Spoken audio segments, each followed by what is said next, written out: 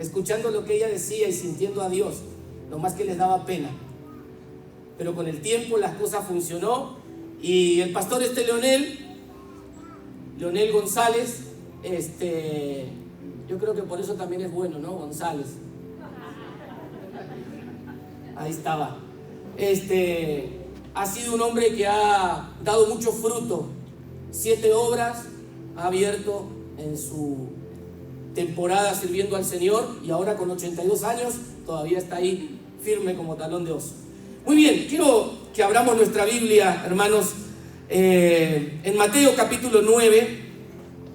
Quiero compartir un mensaje que no lo he compartido antes, pero es un mensaje que pues Dios está hablando a mi propia vida, como siempre, y dije, bueno, a ver si lo puedo compartir acá. ¿Por qué digo si lo puedo? Porque a ver si sale, ¿verdad? Porque todavía está medio en desarrollo. Capítulo 9 de Mateo, lo tienen por ahí. Versículo 1, solamente el versículo 1, dice así: y subiendo Jesús en una barca, pasó al otro lado y llegó a su ciudad. Vamos a orar. Padre, gracias porque nos has enviado a Jesucristo, tu Hijo, para pagar el precio por nuestros pecados, para salvarnos, para redimirnos de la condenación eterna. Y lo has resucitado de entre los muertos después de aquel sacrificio en la cruz. Y Él ascendió a tu diestra y allí se sentó en plena autoridad. Pero no nos dejó huérfanos, nos envió al Espíritu Santo, que es Dios aquí con nosotros en este mismo instante. Espíritu Santo, oramos para que tu palabra traiga revelación a nuestra vida y esta revelación signifique un encuentro más profundo, a una relación de un compromiso mayor contigo. Te damos gracias. Amén. Amén. Gloria a Dios. Quiero avanzar porque el tiempo avanza, pero hace unos días casualmente estaba hablando con una persona y le dije, qué bonita está su troca. Yo no conocía a esta persona, era una troquita media vieja. Y me dijo, sí, dijo, si la hubiera visto cuando la agarré. Y yo dije, pues, cuando la agarró, ¿cómo estaba? Y ya me platicó que funcionaba más o menos bien de mecánica, pero que estaba muy fea la troca. Yo la miraba y no podía creer. ¿Y usted le hizo todo esto? Dijo, yo soy un apasionado de comprar los vehículos que a mí me gustan, y siempre que los compro, no pienso, fíjese, yo soy todo lo contrario, cuando voy a comprar un vehículo, cuento los pesitos que tengo y con eso quiero comprarme lo mejor que puedo. Y este hombre dice, yo lo compro y siempre me encanta comprar vehículos que les falta hacerle cosas. Y lo primero que hago es los paro, los pongo al 100 y después los disfruto. Y le digo, wow, ¿y cuánto hace que la tiene? Pues ya hace algunos años, pero ya la ando vendiendo. ¿La va a vender? Sí, dijo, y fíjese que nunca le he puesto un cartel de venta a un vehículo. La gente aparece sola y me los compra. Y dije, qué interesante la mirada de este hombre, ¿no? Yo no tengo ni el dinero ni el tiempo para hacer lo que él hace, ni las ganas. Pero qué interesante, porque a veces yo pensaba con mi esposa cuando compartimos pláticas para matrimonios, siempre hablamos de que el secreto en un matrimonio cristiano, y hablamos eso porque lo vemos en la Escritura, es que uno pueda buscar la felicidad del cónyuge y no simplemente buscar en el cónyuge su propia felicidad, porque eso no traerá realmente los resultados que uno espera del matrimonio. Con Dios no es diferente. Con Dios muchas veces tenemos la tendencia a pensar ¿qué Dios puede hacer para mí? ¿Qué Dios me puede dar a mí? Cuando ya en la cruz Él lo ha hecho todo por nosotros y lo sabemos, amén. Sí. Sin embargo, deberíamos aprender a pensar ¿qué puedo hacer yo para Dios? ¿Qué es lo que Dios pide de mí? Sí. ¿Y sabe qué? El resultado de eso sería el mismo de aquel hombre que nunca tuvo que poner un cartel de venta en sus vehículos. El resultado de poder pensar ¿qué es lo que Dios pide de mí? Va a hacer que las bendiciones más grandes de Dios vengan a mi vida, sin la necesidad de mi propia cansancio o desgaste. A mí me llama la atención este pasaje y quiero hablarles de lo que Dios quiere de nosotros, de lo que Dios quiere de ti, de vos, de tu vida, de mi vida, de nuestras vidas. Amén. Porque dice la Biblia que Jesús, que estaba había liberado a un endemoniado gadareno en esta región de Gadara, cruza el lago, que se calcula que eran como unos 21 kilómetros ahí esa noche en bote, y dice que viene a su ciudad. Y sabemos que esta ciudad donde él llegó es la ciudad de Capernaum. Pero esto fue lo que me llamó la atención, porque Jesús no nació en Capernaum. Jesús nació en Belén, pero Jesús se crió en Nazaret. De hecho, cuando la gente lo mencionaba, ¿qué decían? Él es Jesús de Nazaret. Porque no se decía el apellido, ¿verdad? Porque no sé si tenían apellido, seguro no sé. ¿Para qué me voy a meter en algo que no sé? Pero se les mencionaba por la región de donde provenían. Él es Jesús de Nazaret. Entonces, ¿por qué la Biblia dice aquí que la ciudad de Jesús es Capernaum? Bueno, es que había una profecía muchos años antes, 700 años antes, dada por Dios a través del profeta Isaías, y está en el capítulo 9 de Isaías, versículos 1 y 2, donde dice la Escritura, así dice la profecía: mas no habrá siempre oscuridad para la que está ahora en angustia, tal como la aflicción que le vino en el tiempo que livianamente tocaron la primera vez a la tierra de Zabulón y a la tierra de Neftalí, pues al fin llenará de gloria el camino del mar de aquel lado del Jordán, en Galilea de los gentiles. Y luego dice el verso 2 del capítulo 9 de Isaías: el pueblo, escuche bien, el pueblo que andaba en tinieblas vio gran luz. Los que moraban en tierra de sombra y de muerte, luz resplandeció sobre ellos. Así que aquí podemos decir, bueno, parece ser que Jesús no se quiso quedar a vivir en Nazaret, porque ya había una profecía que él debía cumplir, y era que él iba a vivir en Galilea de los gentiles, que él iba a vivir en esta tierra de oscuridad para llevar la luz de su presencia. Y eso es verdad. Pero la realidad es que Jesús no se cambia de ciudad y no decide irse de su ciudad natal para ir a vivir a Capernaum, por la sencilla razón de que había una profecía hacía 700 años atrás. No, eso no es así. En Mateo capítulo 4, a ver si estoy bien, sí, y versos 12 al 14 dice: cuando Jesús oyó que Juan estaba preso, volvió a Galilea, y dejando Nazaret, vino y habitó en Capernaum, ciudad marítima, en la región de Zabulón y Neftalí, para que se cumpliese lo dicho por el profeta Isaías.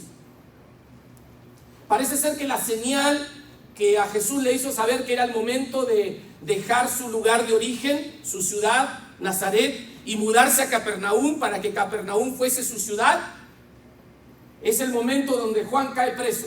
Juan el Bautista, que fue el precursor, que también fue pariente de él, fue el anunciador del ministerio de Jesús. Cuando él está preso, parece ser que esta es la señal que Jesús entiende que era el momento, el tiempo señalado por Dios para que él deje su lugar y se vaya a vivir a Capernaum.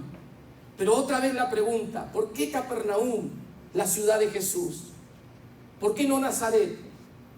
¿Sabe que hay un pasaje en Lucas capítulo 4, versos 16 al 29, donde fue aquel momento que Jesús, estando en la sinagoga ahí en su ciudad, en Nazaret, leyó las Escrituras, y dice la Biblia que todos los ojos estaban volteados hacia él? Había una unción, una presencia del Espíritu Santo impresionante en la vida de Jesús, y él dijo: esta Escritura se ha cumplido este día. Y después de decir eso, él dijo: seguro me dirán, médico, cúrate a ti mismo, y los milagros que haces en Capernaum, ¿por qué no los haces aquí? Quiero decirle con esto la razón por la cual Jesús no se quedó a vivir en Nazaret. Y esa razón se llama incredulidad. La gente de Nazaret no creía en Jesús. La gente de Nazaret lo veía a Jesús, sí, como alguien que de niño fue con un intelecto especial, con un conocimiento de Dios, y que ahora anda como de profeta o de rabino enseñando las Escrituras. Pero es el hijo del carpintero, es el hijo de José. Por eso Jesús dice en este mismo pasaje que le acabo de mencionar, que no hay profeta en su propia tierra. Y no solo, mire qué interesante, cuando hablamos de la incredulidad de las personas de Nazaret, no solo las personas del vecindario, sino aún las de su propia familia. La Escritura menciona en Lucas 8, 19 al 21 que Jesús estaba enseñando en una sinagoga y de repente vienen personas desde afuera y le dicen a los discípulos: díganle al maestro que afuera está su mamá y sus hermanos. ¿Sabe qué significa esto? Que aún en la familia de Jesús había incredulidad. ¿Por qué no entraron y se sentaron a participar de lo que su hermano, de lo que su hijo estaba haciendo en ese momento? Que era cumpliendo el propósito de Dios. Porque no creían en Él. Ellos querían que Jesús se salga de ahí y vaya a participar con ellos de otra forma. Por eso Jesús dijo: mi madre, mis hermanos, mi familia no son los que me están llamando allá afuera. Qué duro, ¿no? Son los que están aquí adentro, dijo Él. Son los que creen igual que yo, y los que creen en mí, esos son mis hermanos. Esos son mi madre y mi padre, y esos son mi familia. Duro, pero la realidad es esta: Jesús se va de Nazaret por la incredulidad de la gente de Nazaret, incluyendo a lo de su propia familia. Y uno podría decir, bueno, el lugar para que el ministerio de Jesús fuera el epicentro, fuera desarrollado de una forma excelente, tendría que ser Jerusalén. Porque Jerusalén era el centro religioso, Jerusalén era el centro político de la comunidad hebrea. Pero Jesús tampoco se fue a vivir a Jerusalén. ¿Y sabe por qué Jesús no se fue a vivir a Jerusalén? Porque en Jerusalén, aunque estaba toda la nata religiosa, aunque estaba todo el clero y toda la teología del momento y todas las oficinas gubernamentales, en Jerusalén lo que había era mucha religiosidad y mucho legalismo. No había lugar para el mensaje que Jesús traía, que no era ni religioso ni legalista, era un mensaje de vida, de un Dios de amor que traía salvación para el ser humano. Por eso Jesús tampoco se puede ir a vivir a Jerusalén. No son detalles menores, hermanos, hermanas. Porque en 2 de Crónicas, capítulo 6, verso 6, Dios le habla a Salomón y le dice que él había escogido a Jerusalén como su ciudad, para que en esa ciudad su nombre, el nombre de Dios, se estableciera eternamente. Y también en Jeremías 3:17 hay una profecía que se va a cumplir más adelante, donde dice que Jesús, cuando venga a reinar 1000 años en la tierra, vendrá y reinará en Jerusalén. Así que Jerusalén no es un lugar poco importante. Jerusalén es un lugar importante. Sin embargo, Jesús no pudo ir a vivir, ir a habitar, ir a morar. No pudo hacer que su propia ciudad sea Jerusalén, porque los religiosos que vivían en ese lugar no entendían quién era Jesús. Y esa es la razón por la que Jesús no vive ni en Nazaret, ni vive en Jerusalén. Se va a vivir al lugar más improbable o menos probable, a una tierra de oscuridad llena de gentiles, donde había judíos, pero estaban mezclados con los samaritanos y era toda una mezcla. Por eso se conocía como Galilea de los gentiles. ¿Cómo el Hijo de Dios, cómo el Señor de señores no fue abrazado en su ciudad natal y en el epicentro religioso? No, no lo fue. Él se fue a vivir a Capernaum. Y quiero hablarle de esto. Mire, Marcos capítulo 2, verso 1 y 2 dice así, pero la versión que le estoy leyendo es la Nueva Traducción Viviente, y le voy a decir por qué, porque aclara y nos da un poquito más de luz en algo. Dice Marcos capítulo 2, verso 1 y 2, cuando Jesús regresó a Capernaum, varios días después, enseguida se corrió la voz de que había vuelto a casa. El verso 2 dice, pronto la casa donde se hospedaba estaba tan llena de visitas que no había lugar ni siquiera frente a la puerta, mientras él le predicaba la palabra de Dios. Así que Jesús está viviendo en Capernaum. Esta es la ciudad que atrapó su corazón. Pero él no tiene una casa propia. Él se hospeda en una casa. Y sabe, esta casa era la casa de Pedro. La casa de un simple pescador que tuvo un encuentro arriba de aquella barca con Jesús, cuando Él le dijo, tiren sus redes hacia este lado, y las redes se llenaron después de toda una noche de no haber pescado nada. Ese día Pedro se dio cuenta que Jesús no era un profeta más, no era un maestro o un rabino más. Y ese día Pedro se sintió pecador, se arrepintió arriba de aquella barca, le regaló, no digo que se la regaló, pero le ofreció su barca, sus redes, y no solo eso, lo llevó a su casa. Es más, en su propia casa le permitió hasta que sane su suegra. Mire si Pedro no había tenido un encuentro con Dios. Pedro, cuando se da cuenta quién es Jesús, lo que hace Pedro es no dejarlo ir. Pedro, cuando se da cuenta quién es Jesús, lo lleva a vivir a su casa. Y la casa de Pedro se transforma en el epicentro religioso, se transforma en la sinagoga improvisada, se transforma en la iglesia funcional del ministerio de Jesucristo. Qué interesante es esto, porque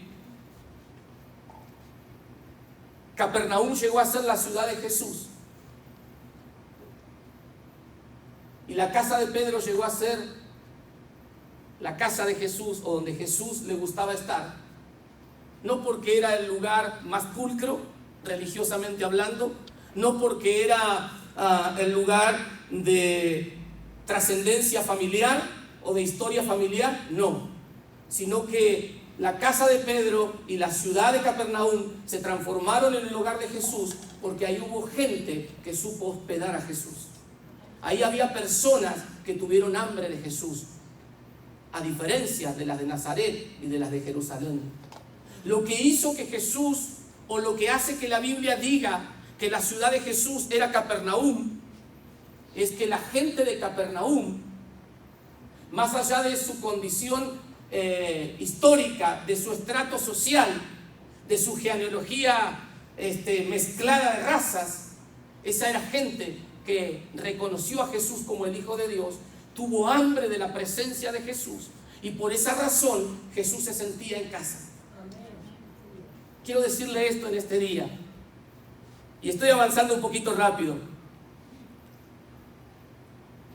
Dios visita cada lugar de la tierra. Hay un salmo que es impresionante, donde el salmista David dice que si uno fuera muy alto o muy profundo, o hacia dónde podríamos ir que la presencia de Dios no estuviese. Pero lo que me impacta es que dice que aún en la oscuridad o en las tinieblas, así como en la luz, tu presencia está. A veces pensamos que Dios solamente va a estar en los lugares donde la gente se porta bien. Claro, ahí Dios también se puede manifestar, pero Dios va a estar en los lugares donde hay gente, sin importar cómo sea esa gente. Ahora, el problema es que Dios va a visitar cada lugar de la tierra una y otra vez, pero solamente se va a hospedar, solamente se va a detener, solamente va a morar donde hay hambre de Él. Sí.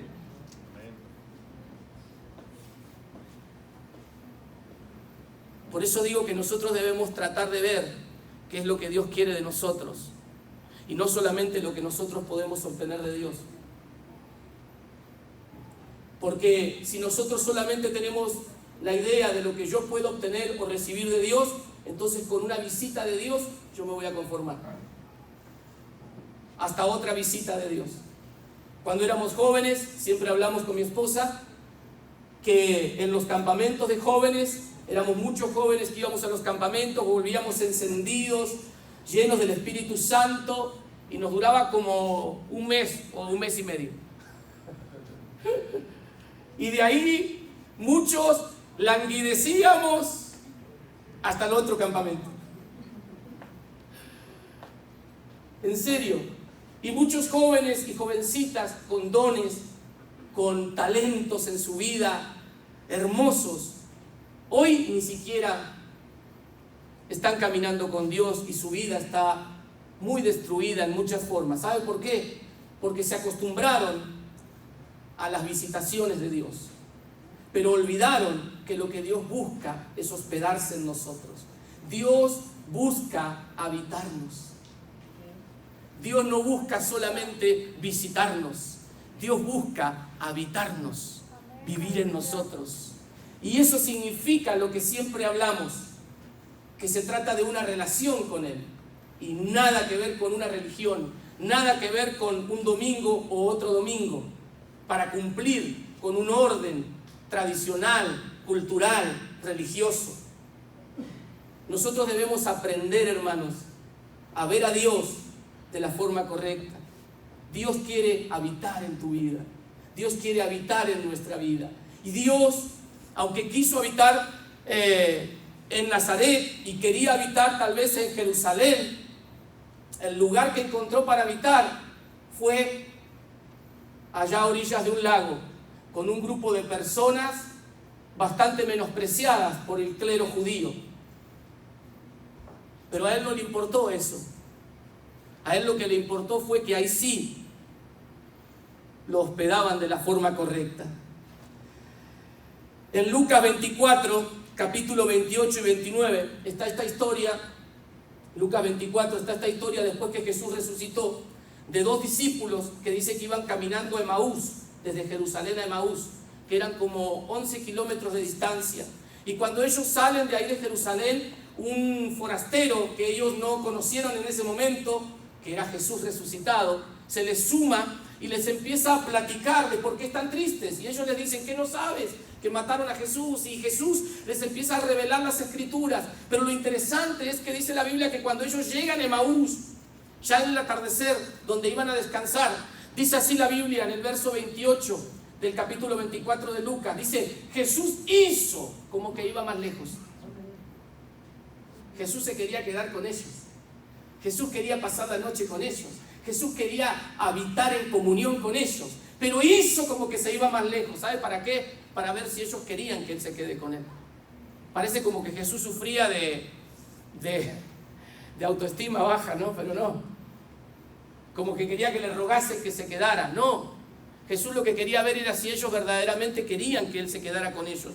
Y dice que ellos, cuando Jesús hizo como que se iba más lejos, le rogaron que se quedara con ellos. Y Jesús se quedó y sus ojos fueron abiertos. Dios siempre espera de nosotros una reacción de hambre a su presencia.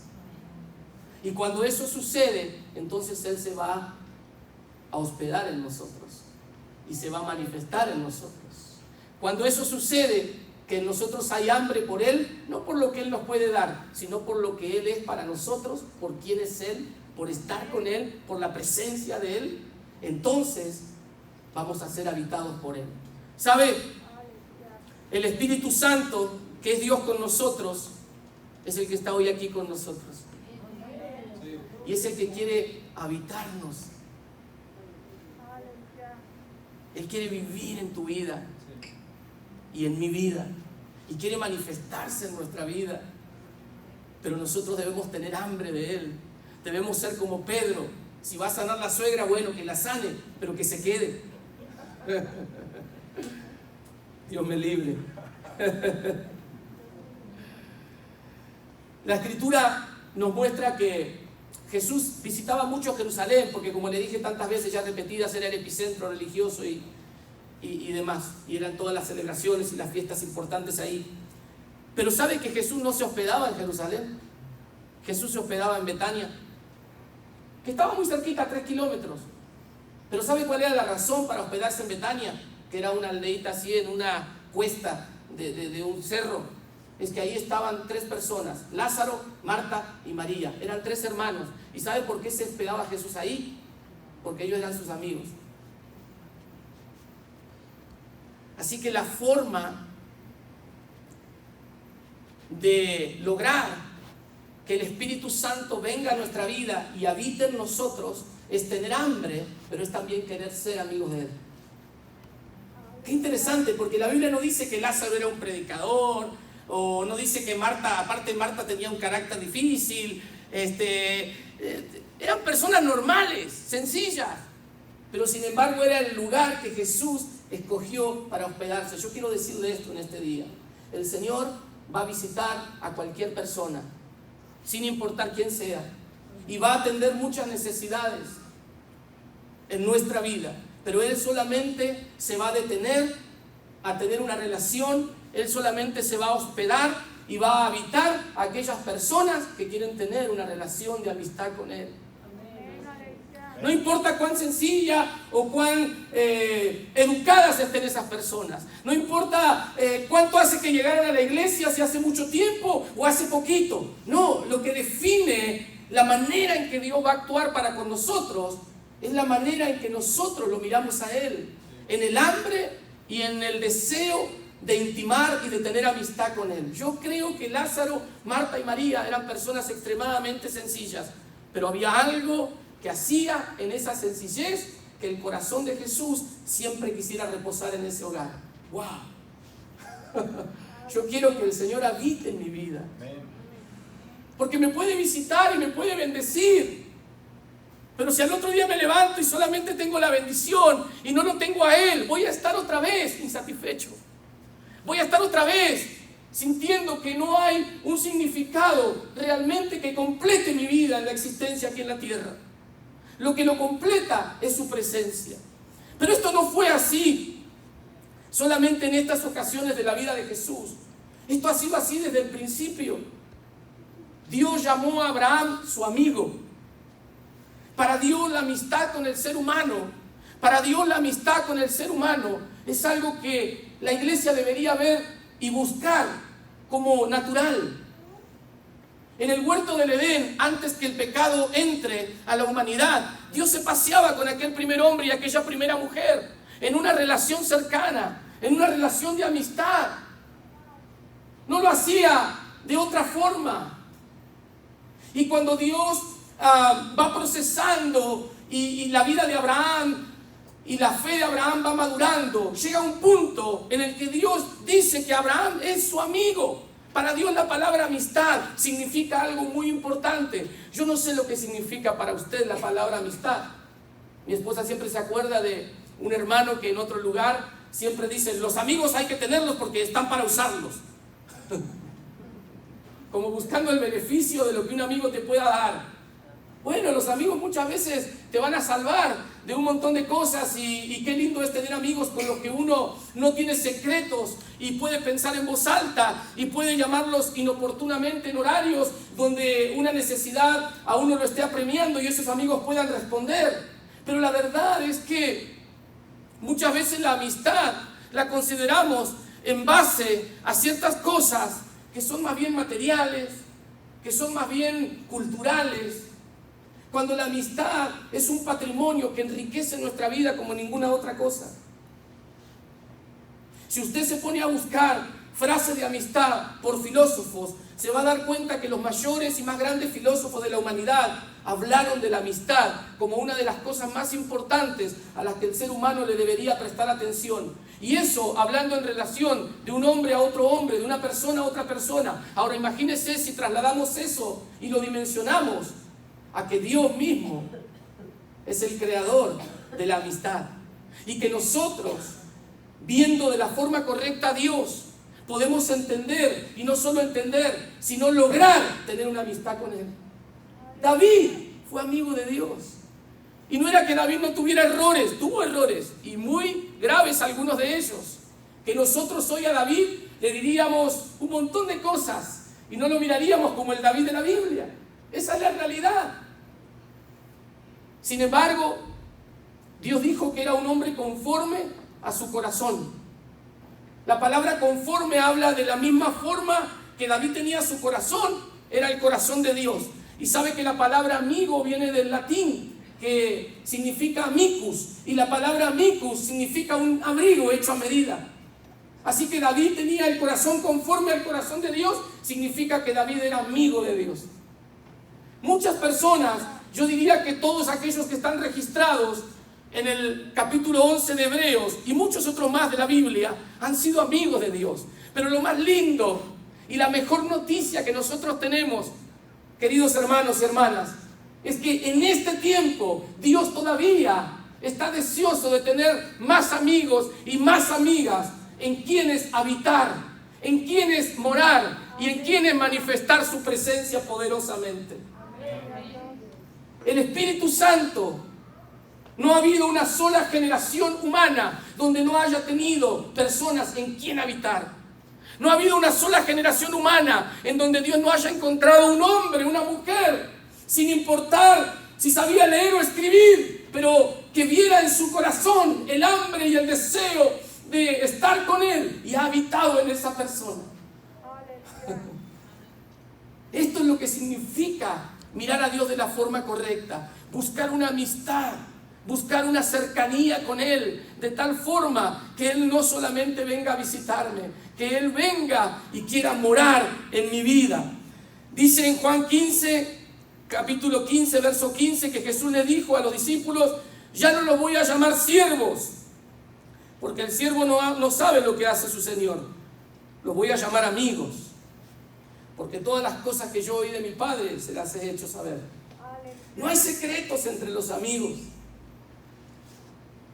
Y para Jesús también, el nivel más alto de relación con aquellos que caminaban la tierra no era que Él era maestro y ellos discípulos, no, era que eran amigos. Y por cuanto eran amigos, ya no había secretos. Todo lo que el Padre le daba a Él, Él también se lo daba a los amigos. Fíjese lo que es poder pensar que Dios quiere que nosotros seamos sus amigos. Yo no sé usted, yo sí quiero ser amigo de Dios. Es el desafío de mi vida.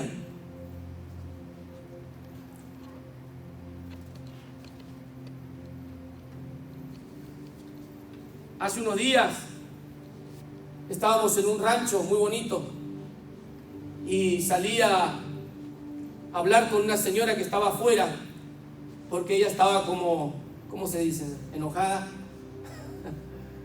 Y hablé con ella, estaba ya todos orando ahí y yo fui y le hablé del Señor y ella entregó su corazón a Cristo y comenzaron a correr lágrimas en su vida. ¿Y sabe por qué ella no quería entregarle su corazón a Jesús? Porque yo veía que estaba llorando y le digo: ¿por qué no quieres aceptar a Jesús? Y ella me dijo: es que fumo mucho. Y yo le dije: uy, si vos supieras lo que yo era cuando yo vine a Jesús. Y le dije: si te duele la garganta, ¿vas al médico o esperás que se te pase el dolor? No, pues voy al médico. El pecado no es un problema para ser amigos de Dios. Lo único que tenemos que hacernos es reconocer nuestro pecado y la sangre de Jesús lo limpia. Y ya no hay barreras entre Él y nosotros. El pecado no es un problema cuando nosotros reconocemos que somos pecadores y nos arrepentimos, porque Él ya pagó el precio por nuestros pecados. Así que no hay nada tan malo en tu vida que te impida poder ser amigo de Dios. No hay nada tan malo que hayas hecho que Dios no te pueda perdonar si te arrepientes de corazón, porque todos hemos pecado terriblemente.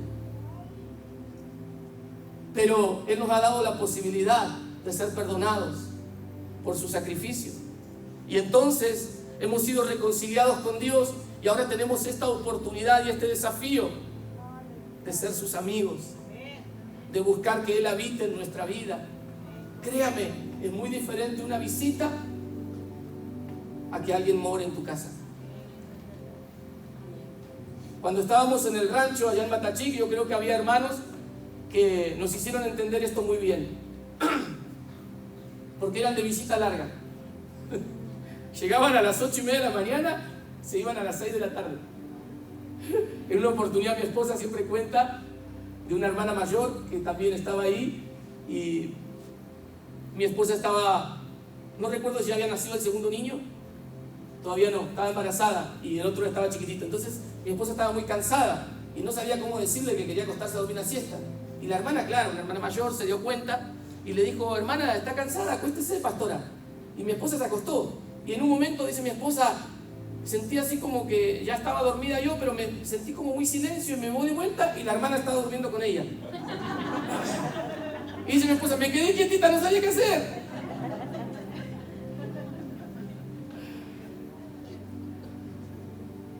Esa gente está acostumbrada a ir y no son visitas de médico. Ellos van a visitarte. y se quedan todo el día. Y cuando uno se viene del rancho, uno extraña esas visitas. Porque uno aprende a convivir y uno aprende a conocer. Y suceden cosas en esos momentos que no sucederían en visitas programadas de otra forma. Sucede aquello que la Biblia menciona como comunión. Dios quiere habitar en tu vida. Y eso depende solamente de ti, no de lo que hayas hecho mal, porque eso Dios te lo perdona. Tampoco de lo que hayas hecho bien, porque a Dios no lo vas a impresionar. Quiero terminar. Me salté muchos pasos hoy, fíjese, pero no importa. Contaba el pastor que estaba en Bogotá yo estos días atrás. Fui a un congreso y Dios me dio unas experiencias tan bonitas que no se las voy a contar, pero solamente una, mire. Estaba yo ahí absorto, toda la gente corriendo porque te pisan, porque son 20.000 personas que quieren pasar a que los pastores oren por ellos. Entonces yo dije, no, ya no voy a dejar que me pisen, estoy muy chaparrito. Me quedo aquí. Y estaba absorto ahí en la presencia de Dios, quebrantado. Y el Señor me trajo una imagen que tantas veces me la trae, pero que nunca la había comprendido de esa forma.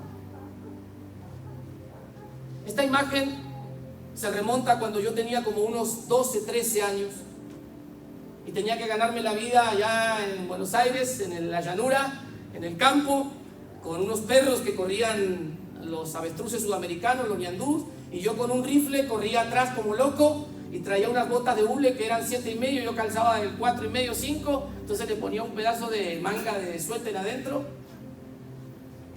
Y cada vez que el Señor, porque siempre me ha pasado en todos estos años de caminar con Dios, que el Señor me trae esta imagen, yo me quebranto mucho, porque me veo en aquellos años y digo, qué bueno que ha sido Dios conmigo. Pero esta vez fue diferente, porque yo estaba quebrantado y vino esta imagen y yo le pregunté al Señor ahí en Bogotá, en Colombia, ¿por qué siempre me traes esta imagen? Y el Espíritu Santo me habló a mi corazón. ¿Sabe? Cuando yo corría ahí, porque no quería perder de vista a los perros, porque si no se podían comer lo que cazaban y me lo tenía que comer yo. Yo no solamente corría, yo corría, pero por alguna razón, aunque yo era un niño, yo corría gritando, ¡Gloria a Dios! Y corría hablando en lenguas. Y disfrutaba tanto, y el Espíritu Santo ahí en Bogotá me dijo, yo siempre te traigo esto a tu imagen, porque esto es lo que hace que yo me detenga en tu vida. A mí no me impresionas predicando, Luciano. No me impresionas abriendo iglesias. No me impresionas visitando países. A mí lo que me impresiona es que cuando eras un niño y no tenías nada, ni una cama caliente, ni una comida caliente, ni siquiera un par de tenis, por alguna razón te gustaba adorarme. Y eso hizo que yo venga a tu vida. Así que no dejes de predicar y de hacer lo que te llamé, pero no te olvides que lo que me hace habitar en ti es el deseo que hay en tu corazón por mi presencia. Yo no sé si me estás entendiendo, pero a Dios no lo vamos a impresionar por nada de lo bueno que podamos hacer. Lo único que va a hacer que Dios se impresione y se detenga a vivir en nuestra vida es nuestro deseo más genuino por su presencia, por admirarlo a Él, por reconocer que no hay nadie como Él. Póngase de pie en esta tarde, por favor. Mi esposa sabe que la amo con todo el corazón.